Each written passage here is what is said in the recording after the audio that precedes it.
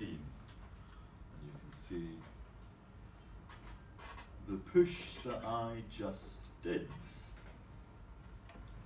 Okay, so who's helping? Stuart's helping, and James is helping at the back.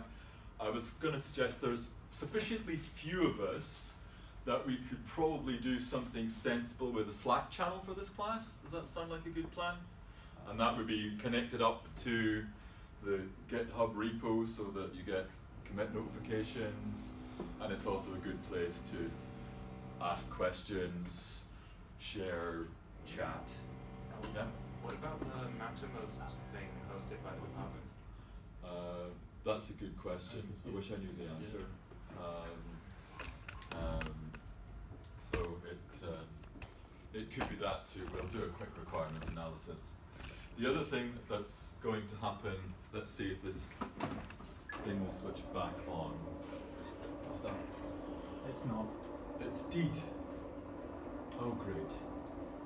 Well, I shall be reporting that to Learning Services, because I'd really like to go through screens. Also, it's a bit, well, maybe I can move to this side of the podium so that I can get a shot. The other plan, which I think, judging from last year's experience, is useful, is that we're going to try and video these lectures so that you can refer back to them anytime you like, because it's important, not just the code we end up with at the end of each lecture, but what was happening on the way there and what the thought processes were, because the way this class tends to work, I guess I'll do some administrivia. This class works by me showing you how to do stuff, which piles up in the repo, and then setting you exercises where you try and do similar stuff in the lab. I'll tell you a bit about the structure. There will be 5 large exercises, each worth 25%, and those of you who are capable of multiplication will have noticed that 5 times 25 is 125, which is larger than 100. And I'm not Simon Cowell. Percentages do stop at 100. And so the deal is that the best 4 of those 5 is what contributes the entirety of your score for this class. This is another 100% by classwork class, and that is both good and bad. It's good if it's going well, and it's bad if it's not. So if it's going badly, don't panic, but do raise the alarm early. I'm going to try and run it on the basis of 1 exercise every 3 weeks. I'll try and at least get the beginning of exercise 1 to you today. Soterius, the 4th year organizer, every year asks me to set deadlines for these exercises, and I write back saying, "Dear Soterius, since you want deadlines, here are some dates," but actually I don't give a damn about deadlines. The only deadline that matters to this class is the mark upload deadline in May, right? In May there will be an exam board. John Wilson will demand to know what the numbers are for this class about a day and a half before the exam board. So a day before that, I actually need to really mark anything that hasn't been marked yet and get those numbers to him. I'll basically mark anything that turns up to me before that date, and I don't know when that is exactly, for full credit. Okay? Right, so in particular, I know we're a small class, we get pushed around by deadlines for other classes, we get pushed around by the project, so if you're feeling like you're in a pinch point and you wish CS410 would get out of the way for a few days, that's absolutely fine, do let me know. But I'm always open to negotiation. But the other good thing, of course, I'm not promising only to mark things by May.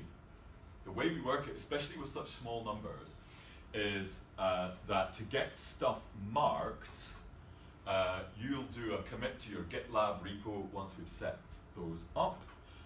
I'll put sign-up sheets on my door on a regular basis so that you can book a slot, you can come and see me, and we can work through your work together, and you'll get some oral feedback, and you'll also get some numbers for anything which you declare finished, right? So that's the deal. You decide when you're done, come and see me, get some feedback, get some numbers. And what's nice is that if you work at a steady pace, you can see yourself over the course of the next few weeks, colouring in your 100% of the marks for this class. It's a nice feeling, halfway through the semester to have coloured yourself in above the 40% mark and be sure of the credits, right? You can work steadily on that. The usual deal is, or the deal used to be that there's one exercise which, fourth year, how does it work? You work on your talk classes this semester and we hassle you to do some stuff on your project, even though notionally we've budgeted 0 time for you to do stuff on your project. You're in trouble if you actually don't spend some time on your project. I think this is crazy, but never mind. Then at the start of semester 2, everything goes to one side except your project. And then once your project's done, Easter, then all your talk classes wake up again. You're supposed to finish off, do some revision, get ready for exams in May. Well, this class doesn't have exams. So the idea here is that there will be things you can do after Easter to fill in any marks that you feel you're missing. But I want at least to create a pathway for you to get all of the work you need to do done before the beginning of semester 2. That's to say, if we can get away with not having to do any work on this class after Easter, that would be fantastic. But if that's what you need to get the marks that you want, that opportunity will be available. Does that sound like a reasonable deal? Okay. So let's work with it that way. You'll often find where many of you have seen the other side of the process. In this term, I teach CS106 and CS410 simultaneously. So for 106, I've got 120-something people who've only just arrived, and generally speaking, I have to run around after them with the toilet roll, making sure they don't make a mess of the place. So sometimes things will be a bit more rough and ready in this class, and today is no exception. But at least there's a file of stuff that I should get started with. So I'll get started. You've learned various things in previous classes. You've had a bit of Haskell programming, and you've also done a bit of logic in some classes. Can you remember some classes in which there was something called logic? Once upon a time, I know there's this terrible tendency to compartmentalize the different classes so that nothing you know in one class, it's almost offensive if something you know in one class is vaguely relevant for another. That ends now. Yeah, so there's sort of logic and stuff in CS208. There was some lambda calculus. Once upon a time, somebody might have asked you to do some proofs by induction, maybe in something they called combinatorics. And all of these things sounded like different ideas in completely different boxes in different parts of the curriculum. Well, the purpose of this lecture is to tell you that, after all, there was only one idea, and that idea was functional programming. So let's see how that works. I should say something about the language we're going to be using. It's a language called Agda. It is developed mainly at Chalmers University in Gothenburg in Sweden, and it is developed by our mates. it's got various other people in various parts of the world who contribute to the development of the language itself. Like James is, is a contributor to the actual implementation, whereas I just annoy them from time to time. What else? I mean, I guess, where does it live in the world of languages? It sort of lives in the layer of prototype advanced languages that sit beyond Haskell and are experiments into where functional programming might go after Haskell, but also the good bits that are cheap to adopt end up being stolen by Haskell. And I'm one of the people who works with the designers of Haskell, pushing stuff from this technology into Haskell. So you'll see quite a lot that's similar to Haskell, at least in spirit, quite a lot that's annoyingly slightly different in terms of syntax, or refreshingly slightly different in terms of syntax. I'll try to make sure that Haskell culture shock, or rather post-Haskell culture shock, is cushioned, but sometimes I'll forget to say things. You can see there's I've got, at the end of this file, I've got a long list of things to remember to say, and we'll see how many of them I remember to say by the time we get to the bottom. I think if I could make this font slightly smaller, that would be good. Would that be okay, folks at the back? Can you cope with just a touch smaller? What do I need? I can't even see the menu to make the font smaller because the font's too big. No, maybe I just click on options. Font for Agda 2 mode. If I can go down from 18 to 14, still okay? Right.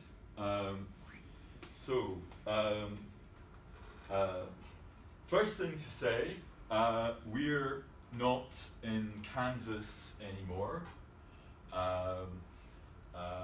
In Agda, we program in color.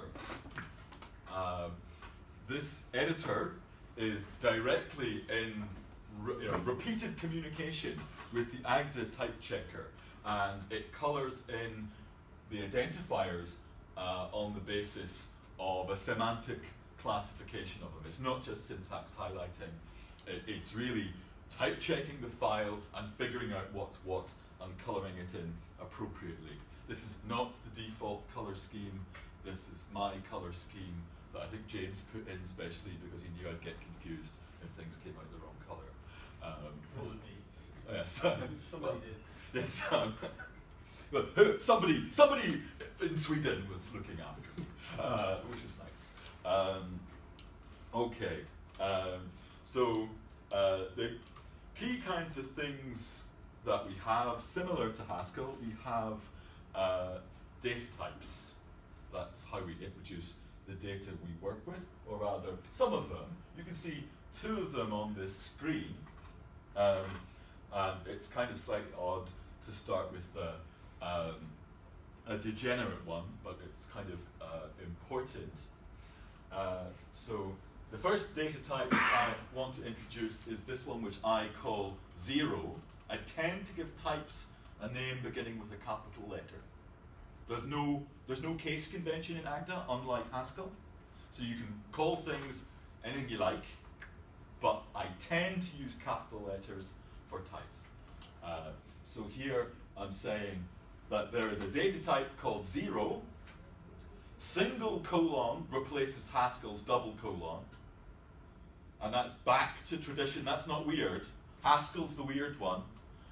Single colon has always been the tradition for this thing has this type. And then in Haskell they thought, oh, people don't write types very much and they use lists a lot. So we'll make it single colon for cons and double colon for types. Big mistake. So back to single colon for this thing has this type. And then what is set? Set is the type of boring types. I'll need to unpack in what way the type is boring, but bog standard ordinary types have a type called set. So I don't know if you remember in Haskell, we talked about types having kinds, and there was a kind called star. Well, in AGDA there is no distinction between types and kinds. Types have types, and this set plays the role of star. Okay? And then after saying what the type is, so the types are always coloured blue, by the way, when my colour schemes are in use. Then you say where, and that introduces an indented block where you say what the constructors are for the type. And the funny thing about 0, and the reason it's called 0, is that there are no constructors of 0. Did you ever encounter a type called void in Haskell? Which I added to the Haskell library as a practical joke on April the 1st. It should have been called 0, and it was in that April Fool email. It's the type with no values. And we use it to represent concepts which are impossible. If you remember, how do you give a value in a data type? Well, you have to choose one of its constructors to make some data, because the constructors are how you make data in a data type. So if the type has no constructors, then there's no way to make any data. So we'll use 0 to represent logical impossibility. Now, here's something that's different from Haskell. We also have a separate idea of what it is to be a record type. So here's the simplest, to the point of degeneracy, example of a record type. It's a record type called 1. And the way you specify a record type is you say what the fields are in the record. And how do you give a value in a record type? Well, you have to give a value for each of its fields. So if there are no fields, as there are in this type, it's very easy to fill all the fields in. You don't have to do anything at all. Moreover, there is only one way of doing it, and that's why there's one element in the type called 1, which is why it's called 1. Let me just do a bit more setup. You may be familiar. Sorry. So what would the difference be between that record 1 and data type with 1 constructor? A data type with 1 constructor that takes no arguments. That's a good question, and it's a subtle question. And let me introduce a bit more equipment, and then I'll show you. But that's worth coming back to. Okay. You may be used to adding numbers, but I tend to use arithmetic operators in AGDA to perform arithmetic-like operations on types, and we'll see why in a bit. Now, we need to unpick this syntax. I'm introducing a type which takes 2 parameters, and it's called plus. The 2 parameters are s and t. I declare them, you can see that they're parameters because they're purple. So I'm saying this is plus parameterized by s and t. In Haskell, this would be called either st.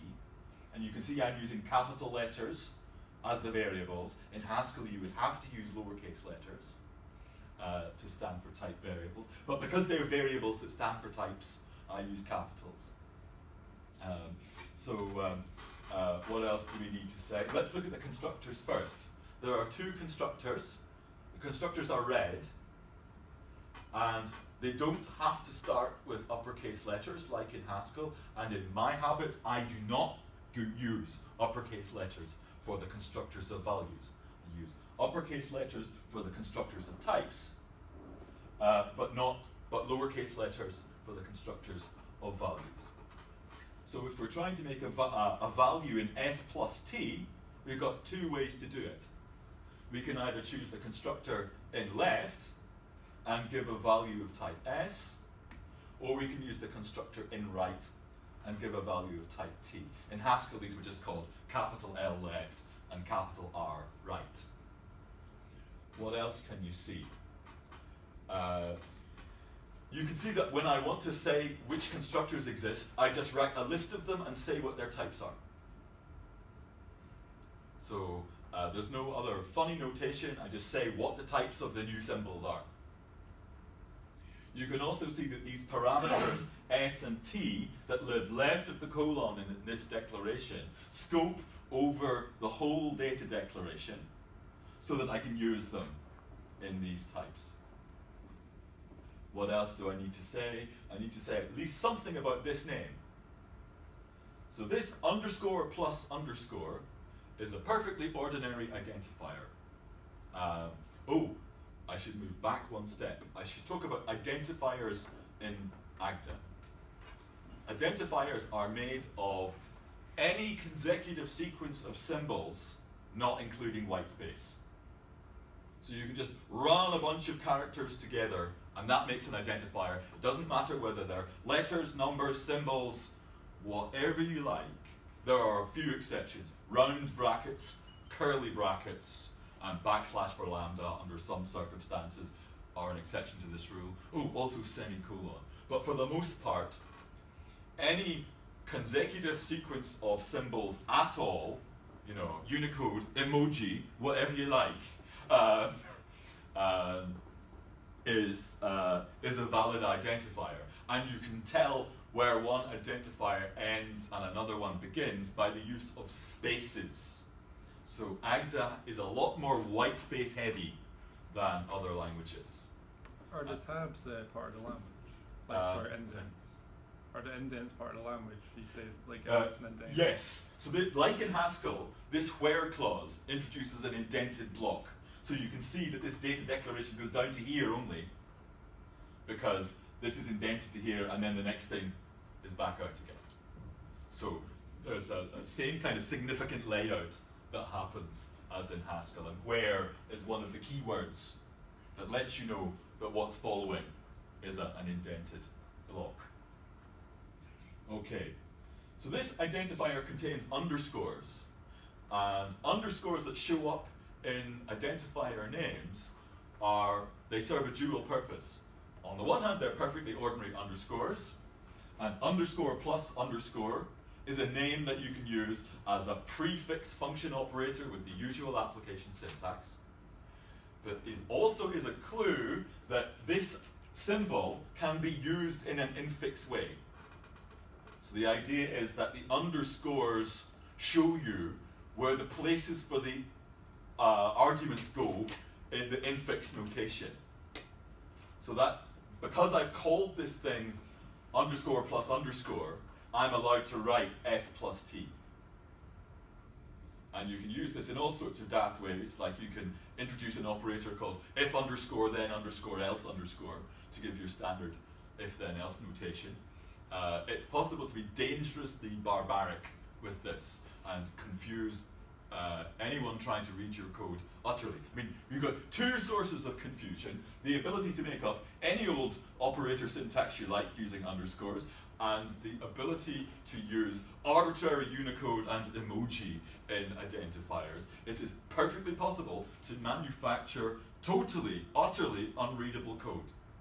Let's not do that. But in order not to do that, we will need to exercise restraint. I exercise a great deal of restraint, more than is standard for Agda programmers. I refuse to use non-ASCII characters in my programs. Now, you have the option to use non-ASCII characters if you like, but you won't catch me doing it. Partly because I type stuff live at the keyboard, and it's really hard to type anything that isn't ASCII. Okay, so we've got to here, and I mean, apart from anything else, we need to make sure that this stuff is readable to you. So, are you with me so far? So, what I don't want to happen is for this to turn into, you know, bad, incomprehensible television. We'll write a program in just a moment. One more type. This is a non-degenerate record. It's a sensible record. This time it's introduced by the multiplication symbol. Again, it's got two parameters, s and t, that are both sets, and the pair of the two things is itself a set. And this time, I introduce a bunch of fields for the record with the field keyword.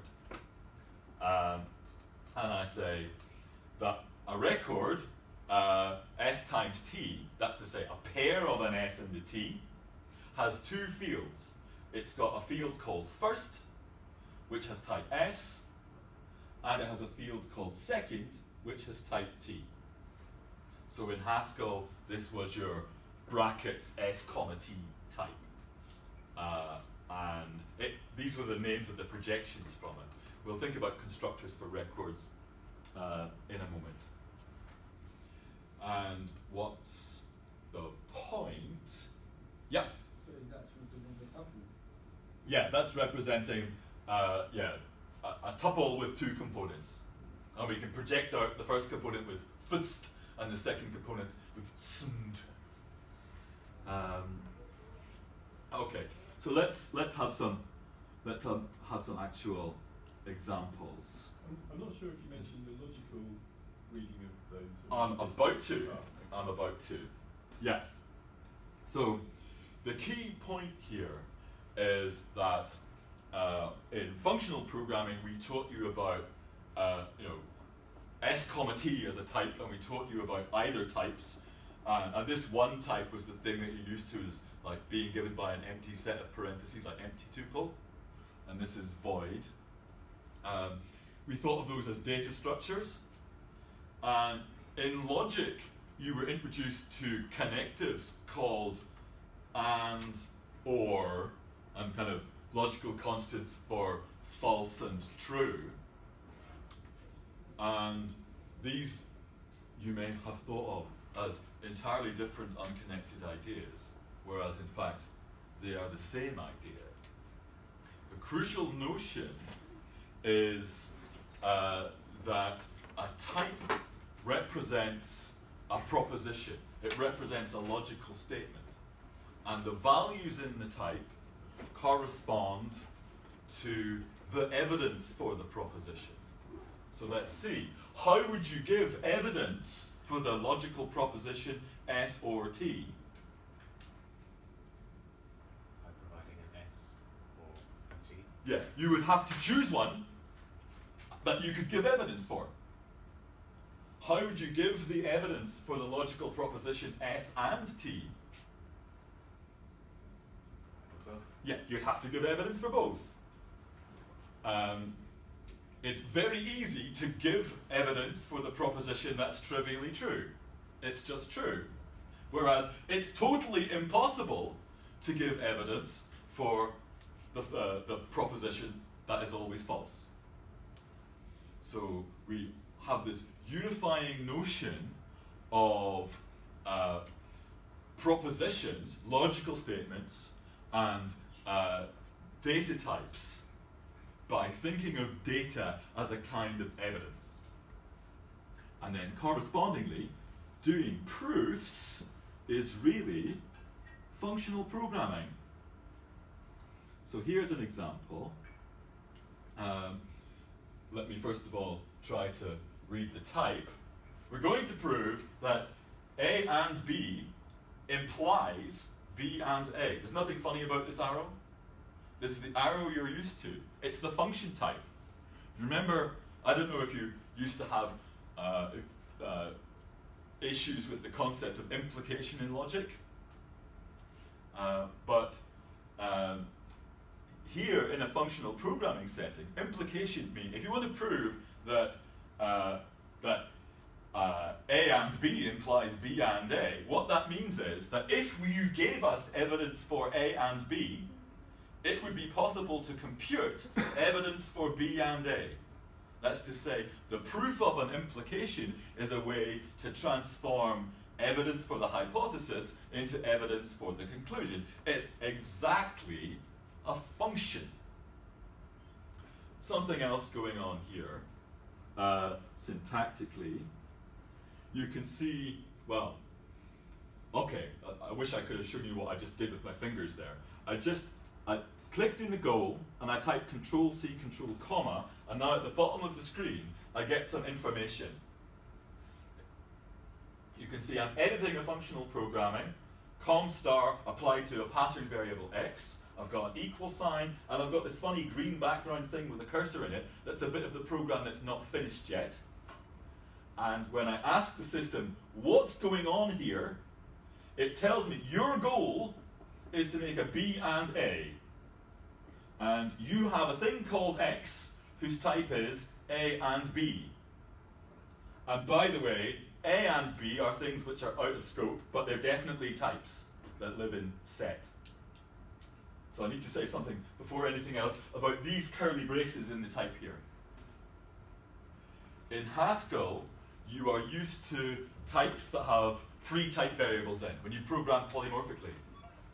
And you're used to not saying anything about them.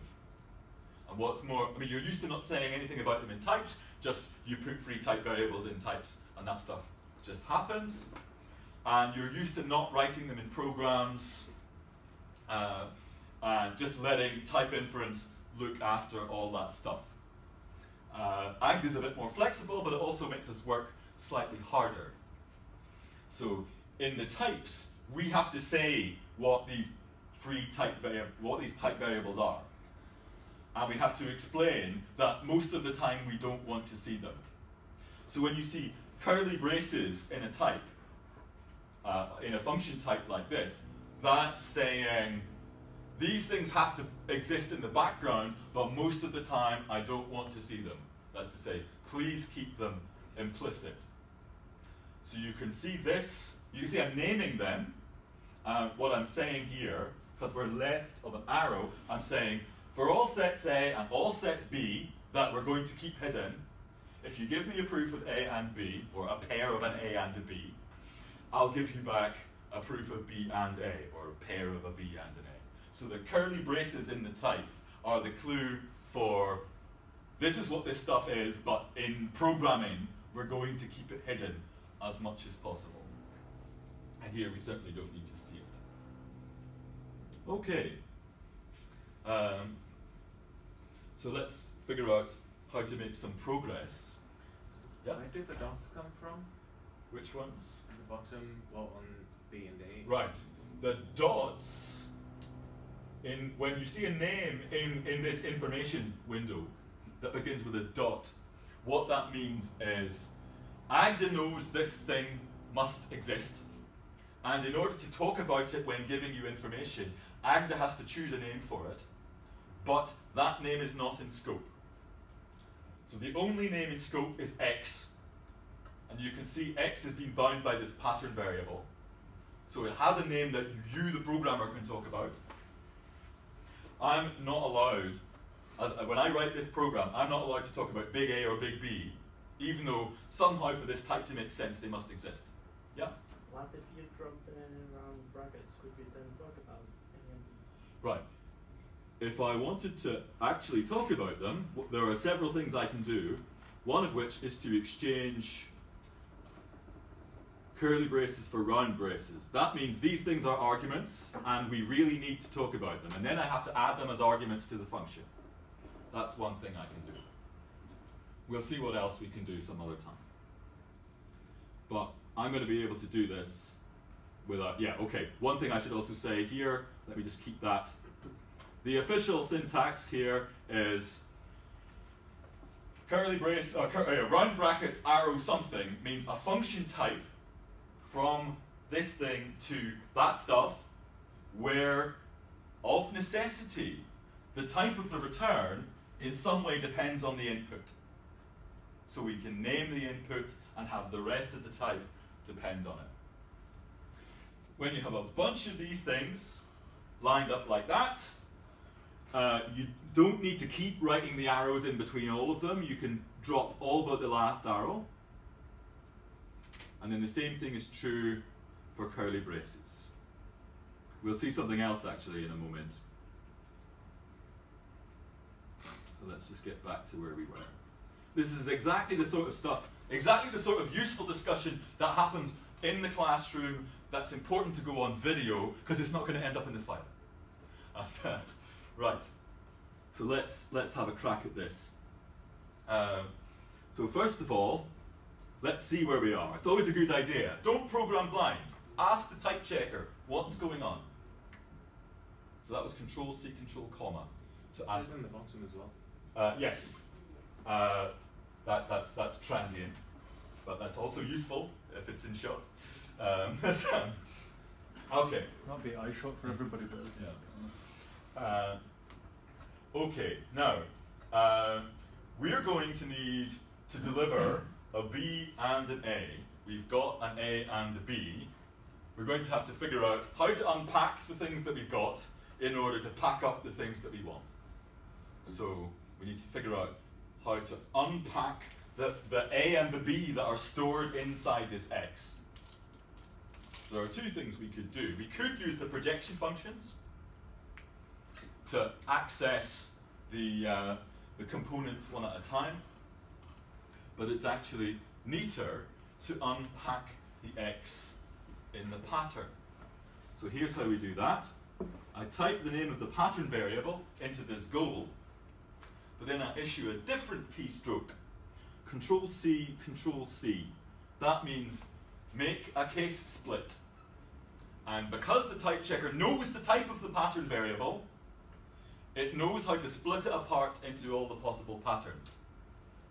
And here's the possible pattern. It's a record with these fields. And you can see the field names are in pink and some pattern variables are in purple. You'll also notice that there are no parentheses around this thing because record is a keyword. I think that's a weird decision that might throw some people. It certainly throws me, but that's what the system does. Now let's see what's going on. We can see that we no longer have the X that we used to have, and we now have things called first and second that have type A and B. I think it's a really bad idea to call things that have type A and B first and second. So the first thing I'm going to do is rename these pattern variables to have sensible names. Save the file, reload, look in the goal again. Now we've got a thing in type big A called little a, and a thing in type big B called little b. And we can kind of see what's going on. Everybody with me so far? So it's nice, we don't have to make this stuff up out of our heads anymore. The type checker is talking to the editor and allowing us to move step by step. Okay? So now we've got hold of the individual A and the individual B, we can think about how to build up the result that we want to give back as the answer. So that's, well, how do we make a record of this type, B and A? Remember, to give a value in a record type, fill all its fields. So we just got to fill in the form that makes the record of the right type. And since the type tells us what the fields ought to be, we shouldn't have to do any work to be handed the form. One of the things about this class is learning when you deserve to have work done for you by a computer. Right. You know, the computer knows damn well what the form to fill in is for one of these records. So let's ask it. So what's the form to fill in for this type is Control-C, Control-R. Now, we will compile an Emacs cheat sheet of all of these funny keystrokes and what they do, but feel free to take notes of them as well. Okay, so now you can see, instead of having just one goal, I've got two goals. They're numbered, 1 and 2, and you can see down here, it tells you what the types are for those goals. So now if I sit in goal 1, I can say, what's going on in goal 1? Control-C, Control-comma. And it says, we want a B, you've got a B, you've got an A. So I think we're pretty close to the answer, but just to show what happens. Let's suppose out of, you know, like when little kids are learning about shape and stuff like that, you give them a toy with a post box with different shaped holes in it and different shaped bricks and a little blue plastic hammer, and then they line the brick up over the hole and they bang the brick with the hammer as hard as they can, it won't go, and they cry. Well, this is the blue plastic hammer crying moment where we say, oh, we've got a hole, it's of shape B, let's put A in the hole. So, put this in the hole is Control-C, Control-Space. It says, loosely translated, a thing of type A won't go in a hole of type B. So we cry. If, on the other hand, we try and put the thing of type B in the hole, it's happy. Similarly, if we try and put the thing of type A in the other hole, it'll be happy again. Yeah? Can't it work that out by itself, since we only have one of each type? Thank you for asking me that question. You anticipate exactly what I'm about to show next. Let's comment out that solution for the moment. I think, goodness me, it's near the end of the lecture, I've got to speed up. So, tell you what, isn't there a way of just saying, look, this is completely obvious from what we've got and what the type is. Can't you just do it for me? And that keystroke is Control-C, Control-A. That's the equivalent of pasting the type into Google and hitting I feel lucky. It says, give me the first thing you can come up with that has the right type. And in this situation, that's a perfectly reasonable thing to do. So isn't that good news? Half the time, well, no, not half the time, but there are situations where the type is so tight that the machine can just figure it out for you. Certainly simple cases like this, absolutely no bother. So there's an element of, again, it's about recognizing what is work fit for a human, that's like making decisions and stuff, and what is work fit for machines, which is just filling in the blanks when there's only one way to do it. And you should learn to feel entitled to the labor of machines, at least until the machines take over and fight back, which at some point they will.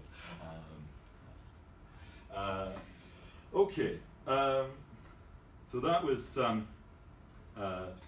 that. I think we've probably got time for one more just now, so let's do this one. Right. So this time, let's show, well, maybe we'll manage two more. This time, we're going to show that for any sets, which you can think of it as propositions A, B, and C, if you know A or B or C, then you can prove A or B or C. So let's see what we've got. We've got sets A, B, and C that are out of scope, but they have to exist to make the types make sense. And we've got a pattern variable X whose type is A or B or C. Now, if you think about how you would do this in a logic situation, what would you do? It was a painful memory, and you want to put it away. But once upon a time, you were taught about a rule called or elimination, and you hated it. Well, guess what? It's just pattern matching. Right? We're going to have to, we know that either this thing or that thing has to be true, and the way in which we're going to do the proof is going to depend on which of the cases we're in. So we say, again, let's have a look at X with the keystroke Control-C, Control-C. So remember, that's the keystroke for unpack this pattern variable. And this time, we get two cases.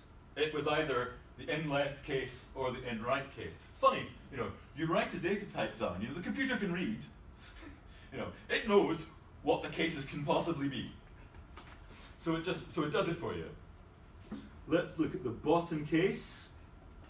You can see that in that case we've got an x of type C. I'm going to rename it little c just so that I can see what I'm up to. Right, we have a proof of C. Can we prove A or B or C? I hope we can. Let's see if we feel lucky. Yes. To construct the output, we have to take our C, and then here we're trying to make something of this type, so we're going to go right to give something of this type, and right again to give something of that type. Okay. What about the other case? Well, we did one level of unpacking, and you can see that X has type A or B. So in order to figure out what we're going to have to do, we're going to have to look again at which case X is sitting in. So same deal, X, we type the name of the pattern variable to unpack in the hole, Control C, it splits into two cases. And there, in this case, X lives in type A, so I'm going to rename it little a, that one's going to be a little b. Okay, and do we think we can prove A or B or C given a proof of A? I think we possibly can. Just go left. And how about if we have a proof of B? Well, then we need to go right, then left. So what's happening is that these proofs that we used to do in propositional logic of implications turn into writing programs by pattern matching. You take the evidence of the hypothesis apart to see why the hypothesis was true, and then you use the pieces to explain why the conclusion follows. It's just functional programming, like you can already do. The marvelous thing is that once you connect it up to an editor that talks to the type checker, you get a lot of the boring work done for you.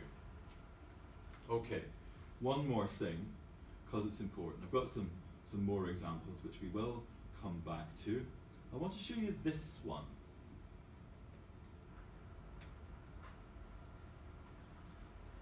Yep. So when you're defining those, you need to use the underscore in your column, you don't need to? For infix operators, yeah. if you want to use them in an infix way, so here when I use s plus t in an infix way, I don't use the underscores. I could just as well use the full name of the operator with the underscores as an ordinary prefix identifier. That means the same thing. So the underscores just tell you, just give you the option to use a nice notation. You don't have to take the option. And it's not necessarily going to be a nice notation. And it's not necessarily going to be a nice notation. Well, you make your own bed, you lie in it. Okay, so here we're in a situation. You may remember back in logic that there was this sort of idea of proof by contradiction. If you can arrive at a contradiction, you can deduce any conclusion. Or if you believe that, you believe anything. Or as we used to say when I was little, if your dad's that rich, my granny's the Ayatollah. Or all of those sorts of things that basically rely on assuming something that's basically absurd to draw any arbitrary conclusion, however desirable. Yes, so here, let's see what's going on. We are obliged to deliver an element of type X. And we've got no idea what type X is, so it's going to be pretty difficult to make one. On the other hand, we have this handy element here which lives in type 0. And we know there ain't no such thing as a value in type 0. So we have the magic ability, once again, to say, that pattern variable, let's be having a look at you. And since it can't possibly exist, it's a very good thing. You know, it's good to call its bluff, right? Let's be having a look at you. Yeah? Something special happens.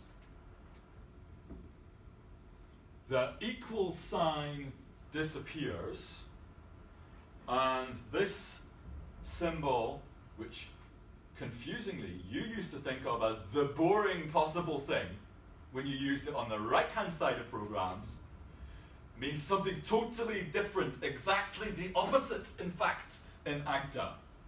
It's the way that you point out something in a pattern that's impossible. So what have we done here? There's no longer an equal sign, we don't have to write an equation, we don't have to say what to give back. Instead we say, this can't be happening to me. It's a calamity, get me out of here.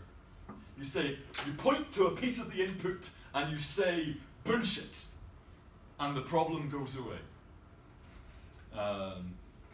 So that is a remarkable freedom that we now have in this language, is to point to a situation that can't possibly arise and say, look, I don't have to deal with this. So the trick is always, of course, to ensure that in any situation you really don't want to get into, that you always have something that says you can't be in it, that you can always get out of it this way. So this is a new aspect of functional programming with this more logical aspect, is that like in logic, you can make use of knowledge of impossibility to get yourself out of a bad situation. And that's why it's useful, right? It's really bad if somebody asks you to produce an element of the zero type. That's never good news. But if somebody hands you an element of the zero type, that's the best news ever. That's go home early. And so we'll arrange to make that happen. I better stop there because it's 4 minutes to, and some of you at least have 4:07. But hopefully that's a useful start. Thanks for the interruptions. It's really important at these early stages not to let points of the syntax or whatever just slide by. And we'll make sure that for all of those little funny points of how to make things work, and all the chat that came up, the video will be online as soon as we can manage it. All right? We'll see you this afternoon when our challenge is straightforwardly, if you're not expecting a lab session, please do come if you can. The challenge is to install the current version of AGDA, right? The lab is a success if you get AGDA running on whatever hardware you're planning to use. AGDA was updated about a week and a half ago, so I haven't managed to get a system-wide installation of it. Hopefully we'll manage. So if I can have your 1-minute papers, please. Thanks very much. Actually, maybe just leave all the 1-minute papers just for the door. Yeah, so yeah, that's probably the easiest. If you just leave them by the door.